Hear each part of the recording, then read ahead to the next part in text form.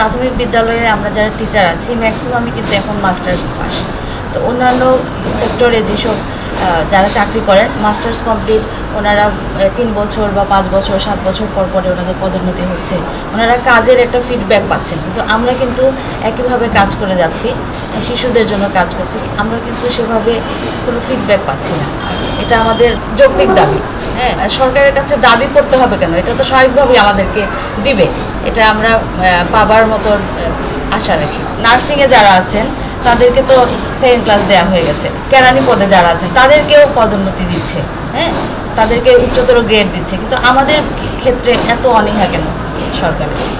আমরা তো বাচ্চাদের জন্য কষ্ট করছি এবং দীর্ঘ সময় সকাল 9টা থেকে 4:30 পর্যন্ত, 4:10 এখন 4:10 পর্যন্ত আমরা দীর্ঘ সময় বাচ্চাদেরকে দিচ্ছি। এবং প্রত্যেকটা স্কুলেই দেখেন, আমাদের শহরে তো স্টুডেন্ট বেশি, টিচার মোটামুটি আমরা এখানে 8 জন আছি, কিন্তু আমাদের স্কুলে 550 স্টুডেন্ট, বিপরীতে 8 জন টিচার অনেক কম। এই চিত্রটা তো বাইরে, মানে শহরের বাইরে, গ্রামে তো আরও অনেক বেশি। ওখানে স্টুডেন্ট বেশি, টিচার কোন স্কুলে দেখা যাচ্ছে মাত্র 3 জন টিচার, ক্লাস 5টা কিন্তু টিচার 3 জন। তাহলে আমরা কি পরিমাণ কষ্ট করছি সেই হিসেবে তো আমার কিছু পাচ্ছি না। আমাদের 3 দফা দাবি। প্রথম দাবি হলো 11তম গ্রেডকে এন্ট্রি পদ ধরে আমাদেরকে প্রদায়ন করতে হবে। 2 নম্বর হলো 10 বছর এবং 16 বছরের উন্নীত বেতন গ্রেডের জটিলতা নিরসন, আর আমরা শতভাগ পদোন্নতি আসলে আমার মনে হয় অত্যন্ত জরুরি। কারণ কোনো জায়গায় মানে যে বসে থেকে একই পদে থাকলে স্বতঃস্ফূর্তটা হারিয়ে যায়। তো যত দ্রুত হবে মেধাবীরা আমার মনে হয় প্রাথমিক শিক্ষায় আরও বেশি এগিয়ে আসবে, এখানে আনন্দ পাবে, কাজের আনন্দ পাবে। শাইনি চুলে এখন হবে সব হেয়ারস্টাইল। সিল্কোর দ্বিগুণ শাইনি চুল প্রতিদিন। আমরা তো একই পদে, অনেকে 41 বছর হয় এরকমও আছে যারা অবসর নিচ্ছেন একই পদে থেকে। আর অবশ্যই শিক্ষার্থীদের ক্ষতি হচ্ছে, তবুও আমরা বসে নেই, আমরা তাদেরকে দেখিয়ে দিচ্ছি।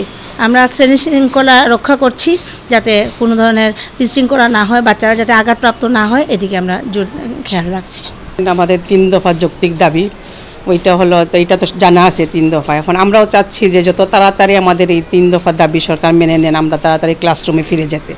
আসলে আমাদের বাচ্চাগুলো এত ছোটো, ওরা যখন আসে আমাদের বিবেক মানে না যে হেড টিচার দেখতেছেন, বাচ্চাদের কন্ট্রোল করতেছেন। আমরাও আসলে যখন বাচ্চারা আমাদের কাছে চলে আসে তখন আসলে এইভাবে আমরা বসে থাকতে পারি না, ওদের ডাকে সাড়া দিয়ে আমরাও গিয়ে দেখি। কিন্তু আমরা চাচ্ছি যে আমাদের এই যে দাবি দাবাগুলো আছে খুব তাড়াতাড়ি এগুলা মেনে নিয়ে আমাদের যাতে ক্লাসমুখী করতে আমাদেরকে সরকার সাহায্য করেন। আর আমি এই পদে 29 বছর থেকে একই পদে আছি, তাই আমিও চাচ্ছি যে দ্রুত পদোন্নতি হোক, আমাদের যে 11 নম্বর গ্রেড দেব। কারণ সবাই তো চায়, মানে একই পদে তো চাকরি করতে আসলে ভালো লাগে না, এত বছর একই পদে আছি,